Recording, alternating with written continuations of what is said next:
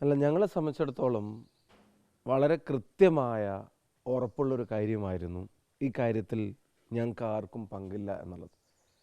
അതിപ്പോൾ കോടതിയുടെ മേൽനോട്ടമുള്ളത് കൊണ്ട് മാത്രം, കോടതി പറയുന്നത് കൊണ്ട് മാത്രം, സ്ലോ മോഷൻ പേസിൽ കാര്യങ്ങൾ അന്വേഷിക്കുന്ന പോലീസിൻ്റെ റിപ്പോർട്ടിലും ആ കാര്യങ്ങൾ ഒരിക്കൽ കൂടി വ്യക്തമാവുന്നതിൽ സമാധാനമുണ്ട്, സന്തോഷമുണ്ട്.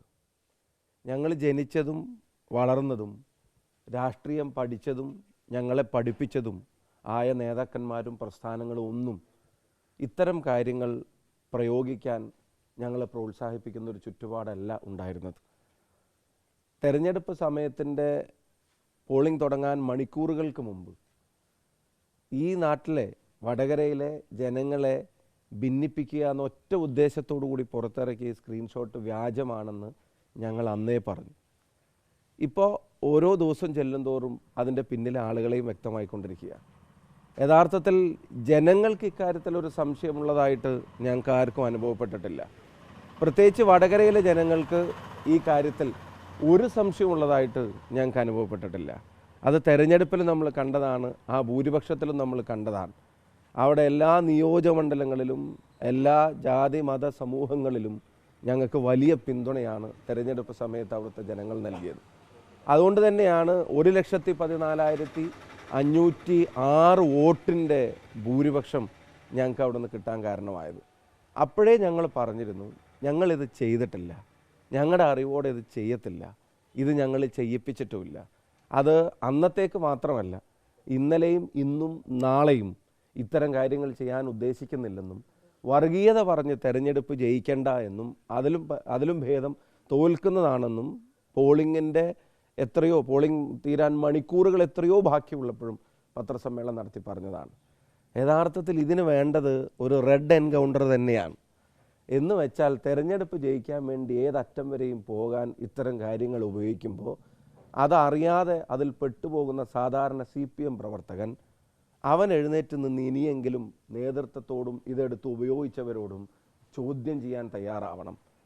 ഇതെടുത്ത് ഉപയോഗിച്ച ആളുകൾ രാഷ്ട്രീയത്തിലുള്ളവർ, പ്രമുഖരായ സ്ഥാനാർത്ഥി ഉൾപ്പെടെയുള്ള പ്രമുഖരായ ആളുകൾ, അതുപോലെ തന്നെ രാഷ്ട്രീയ ഐഡൻറ്റിറ്റി ഒക്കെ വ്യക്തമാവുമെങ്കിലും സാംസ്കാരിക പ്രവർത്തകരൊക്കെ സ്വയം അവകാശപ്പെടുന്ന ആളുകൾ ഉൾപ്പെടെ ഇതെടുത്ത് ഉപയോഗിച്ച മുഴുവൻ ആളുകളോടും പറയുന്നു, നിങ്ങൾ കേരളീയ പൊതുസമൂഹത്തിൻ്റെ മുമ്പിൽ ഇത് തിരുത്താൻ തയ്യാറാവണം. ചെയ്തു പോയത് തെറ്റായിരുന്നു എന്നുള്ളത് ഇനിയെങ്കിലും ഈ പൊതുസമൂഹത്തിൻ്റെ മുമ്പിൽ പറയാൻ തയ്യാറാവണം. അതുകൊണ്ടാണ് ഞാൻ പറഞ്ഞതിന് വേണ്ടത് റെഡ് എൻകൗണ്ടർ തന്നെയാണെന്ന് വെച്ചാൽ CPM പ്രവർത്തകർ തന്നെ എഴുന്നേറ്റ് നിന്ന് ഇതിനെ എതിർക്കാൻ തുടങ്ങണം. ഒരു തെരഞ്ഞെടുപ്പ് നിങ്ങൾ ഉദ്ദേശിച്ചതുപോലെയല്ല, അത് വാശിയേറിയ തെരഞ്ഞെടുപ്പാണെന്ന് നിങ്ങൾ വിചാരിച്ചിടത്തുനിന്ന് പരാജയപ്പെടുമെന്നൊരു ഘട്ടം വന്നപ്പോൾ എന്തൊക്കെയാണ് ഞങ്ങൾക്കെതിരെ പറഞ്ഞ് എന്നുള്ളത് ആരും മറന്നിട്ടില്ല. അതുകൊണ്ട് എനിക്കിങ്ങനെ അത്യാഹ്ലാദമോ അല്ലെങ്കിൽ ഇതിൻ്റെ പേരിൽ ആഘോഷമൊന്നുമില്ല. കാരണം ഞങ്ങൾക്കിത് നേരത്തെ അറിയാവുന്നതാണ്, ഞങ്ങൾ നേരത്തെ പറഞ്ഞതാണ്. സന്തോഷം ഇതൊക്കെ പുറത്തു വരുന്നതിന് മുമ്പ് തന്നെ വടകരയിലെ ജനങ്ങളത് മനസ്സിലാക്കി എന്നുള്ളതാണ്. അവരോടുള്ള നന്ദി ഒരിക്കൽ കൂടി അറിയിക്കുകയാണ്.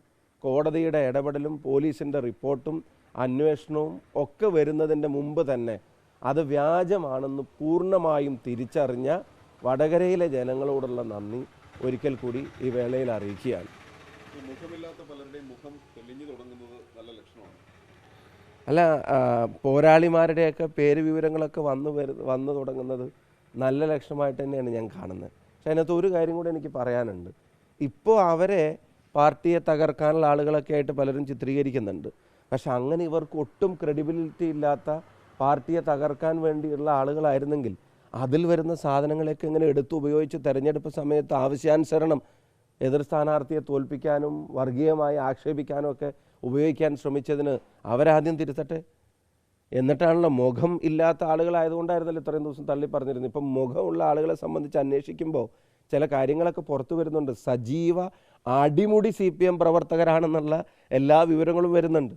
അടിമുടി CPM പ്രവർത്തകർ ഇപ്പം അടുത്ത കാലത്ത് നടന്ന സംഭവവികാസങ്ങൾ ഉൾപ്പെടെ CPM-ന് വേണ്ടി നിരന്തരം പ്രതികരിക്കുന്ന ആളുകൾ, ഇപ്പം ചിലരൊക്കെ പ്രൊഫൈലൊക്കെ ലോക്ക് ചെയ്ത് വെച്ചിട്ടുണ്ട് എന്നുള്ള വിവരമൊക്കെ കിട്ടിയിട്ടുണ്ട്. പക്ഷെ അത് ലോക്ക് ചെയ്യുന്നതിൻ്റെ മുമ്പുള്ള വിവരങ്ങൾ ചില ആളുകൾ തേടിപ്പോയപ്പോൾ അതിൻ്റെ പിന്നിൽ കാണുന്നതൊക്കെ ഫുൾ ടൈമർ എന്ന് പറയാവുന്ന തരത്തിലുള്ള CPM പ്രചരണങ്ങളാണ്. ഇപ്പോൾ റിബേഷ് എന്ന് പറയുന്ന ഒരാളെ സംബന്ധിച്ച് അത് ആരാ ഉണ്ടാക്കിയെന്ന് പറയാൻ പ്രയാസമാണെന്നാണ് പിന്നെ പറയുന്നത്. പോലീസ് എന്തൊരു സോഫ്റ്റാണെന്ന് നിങ്ങൾ ആലോചിച്ച് നോക്കണം. ഇത് വേറെ ഏതെങ്കിലും പാർട്ടിയിലെ ആളുകളായിരുന്നെങ്കിൽ ഇങ്ങനെയാണോ പോലീസ് ഇതിനെ കൈകാര്യം ചെയ്യുക? അപ്പോൾ കോടതിയുടെ ആവശ്യം വരില്ലായിരുന്നു, അപ്പോൾ കോടതിയുടെ ഫോളോ അപ്പ് ആവശ്യം വരില്ലായിരുന്നു. മണിക്കൂറുകൾക്കകം തന്നെ നടപടിയെടുക്കാനും കേസെടുക്കാനും ഒക്കെ അത്യുത്സാഹത്തോടെ ഇറങ്ങുമായിരുന്ന പോലീസ് ഇക്കാര്യത്തിൽ സ്ലോ മോഷനിലാണ്. അതിൻ്റെ കാരണം എന്താ? ഇത് ചെന്ന് നിൽക്കുന്നത് ആരിലേക്കാണെന്ന് പോലീസിന് കൃത്യമായിട്ട് അറിയാവുന്നതുകൊണ്ടാണ്.